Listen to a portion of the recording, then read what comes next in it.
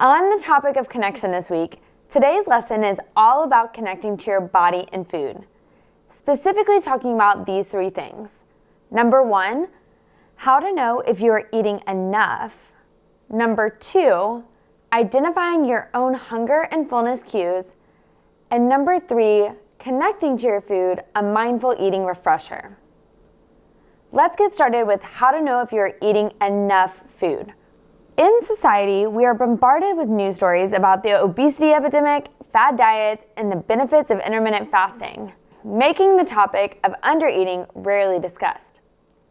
After all, overeating is obviously the bigger problem, right? However, undereating may be equally as detrimental to both your physical and emotional well-being, especially if undereating becomes chronic or long-term, and it's associated with a ton of side effects we'll talk about in a minute. Additionally, did you know that you may be eating enough calories, but from a nutrient-dense perspective and giving your body what it needs to thrive, you can actually be eating but starving at a cellular level. For example, a person can eat turkey sandwiches for 3 meals per day, every day. But does that mean they are maximizing their antioxidant, vitamin, and mineral intake? Nope.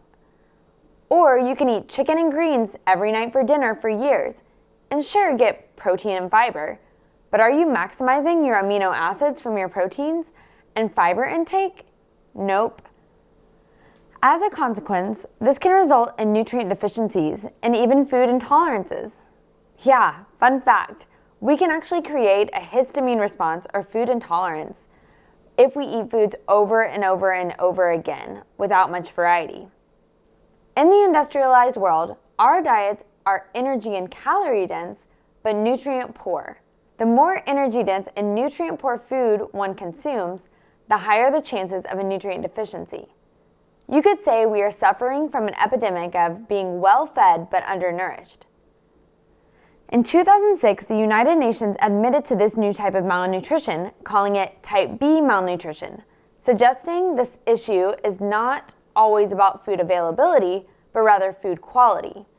Experts currently estimate that over 3 billion people are malnourished in micronutrients, including many living in developed nations. America actually comes in dead last place, earning the title as the sickest country of all developed nations.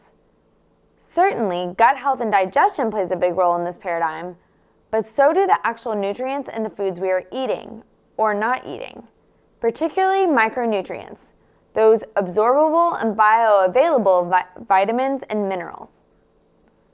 According to the Environmental Working Group, here are some of the top nutrient deficiencies amongst adults, which include vitamin D, vitamin E, magnesium, vitamin A, calcium, vitamin C, and your B vitamins.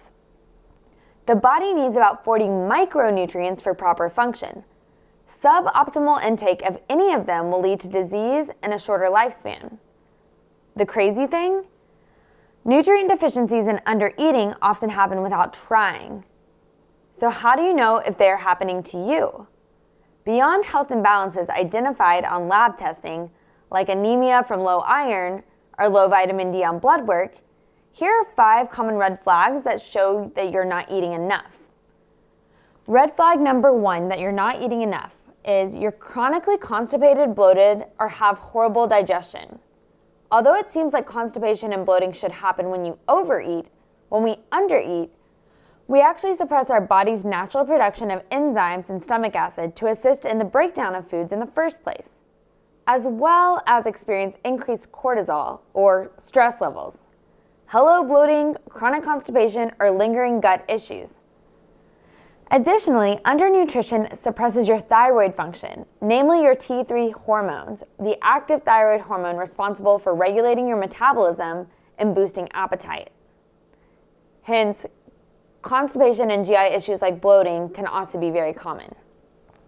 Red flag to number 2 that you're not eating enough is you're tired a lot or you have a sluggish metabolism.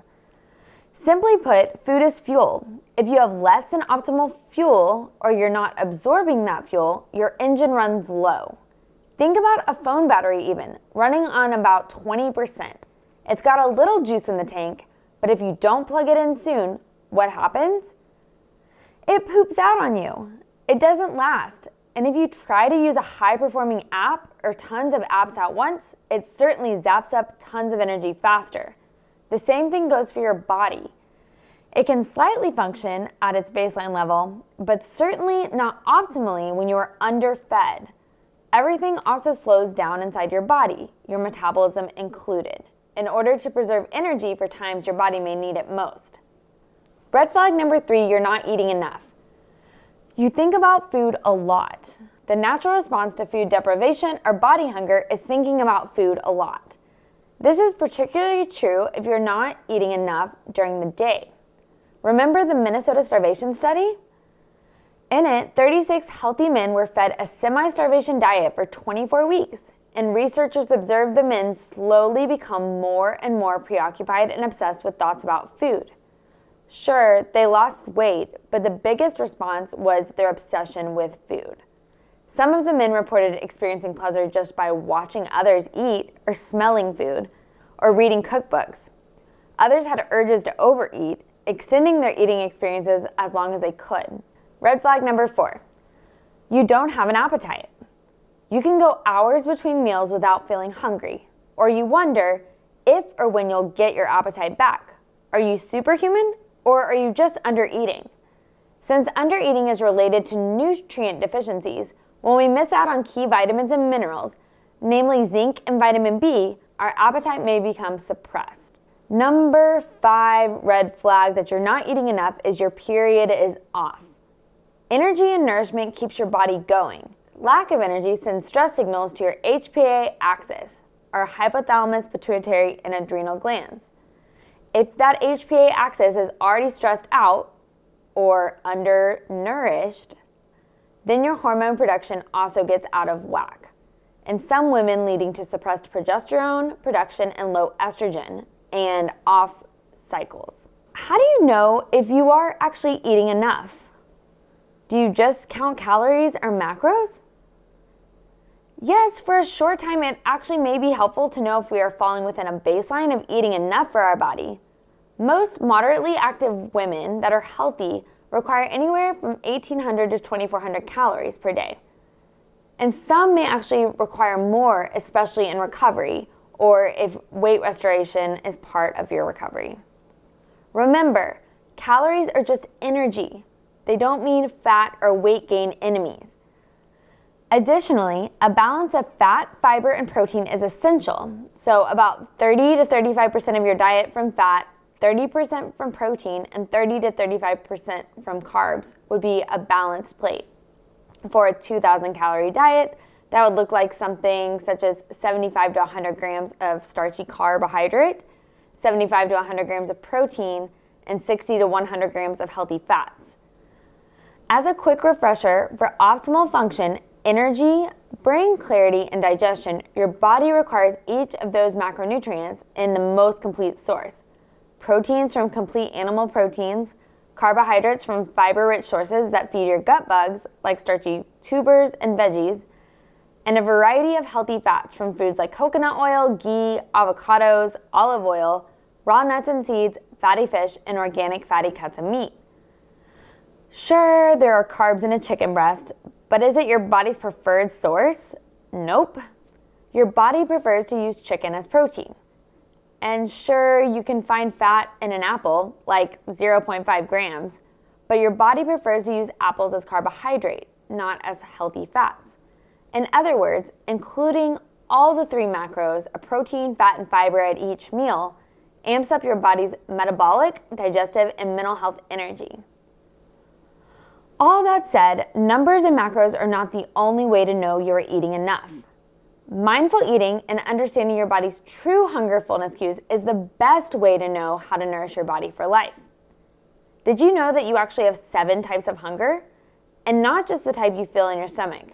They include 1, stomach hunger, 2, cellular hunger, 3, mouth hunger, 4, eye hunger, 5, nose hunger, 6, mind hunger, and 7, heart hunger.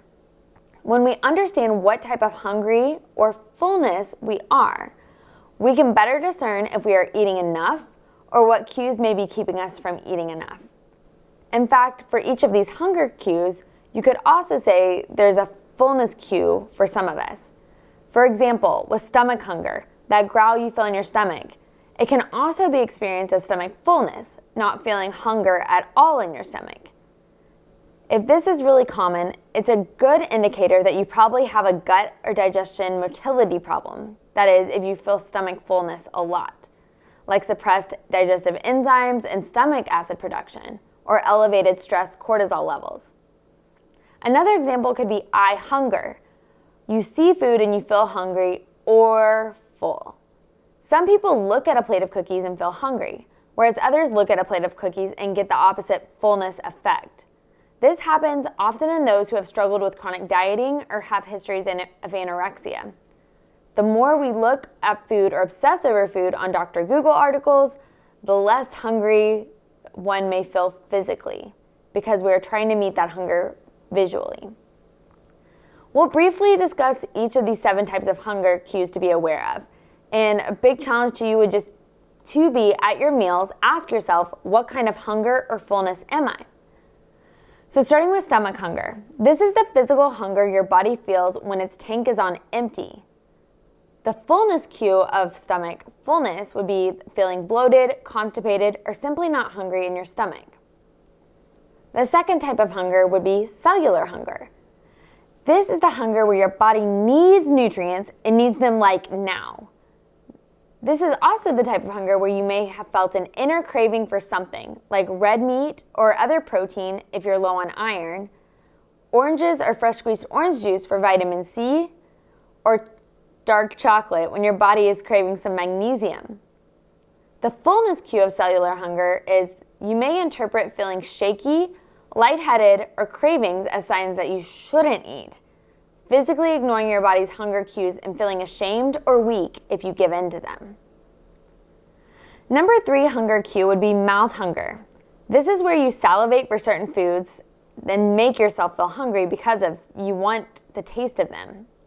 The fullness cue for mouth hunger would be tasting a food and spitting it out, or taking one bite or two and then feeling full pretty fast after, oftentimes because you feel guilty for eating or tasting it.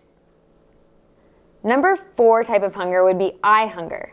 This is the insight, in-mind kind of hungry where you crave it and hunger for it when you see it. The fullness cue for eye hunger would be the kind of fullness you feel when you see a food, read about a food, or look at a food, and then feel fed from that. Number 5 type of hunger, nose hunger. The taste of food is closely linked to the smell of food. Are you hungry because of what you just caught a whiff of? The fullness cue of nose hunger would be the opposite, so smelling a food and getting full and fed from the smell of it. The last 2 have more to do with your heart and your head. So number 6 hunger would be mind hunger, allowing your shifting thoughts, beliefs, worries, anxieties provoke your hunger.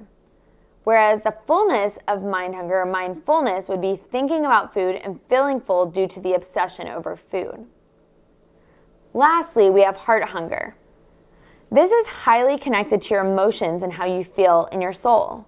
Loneliness, boredom, celebration, sadness, these can all affect your hunger cues.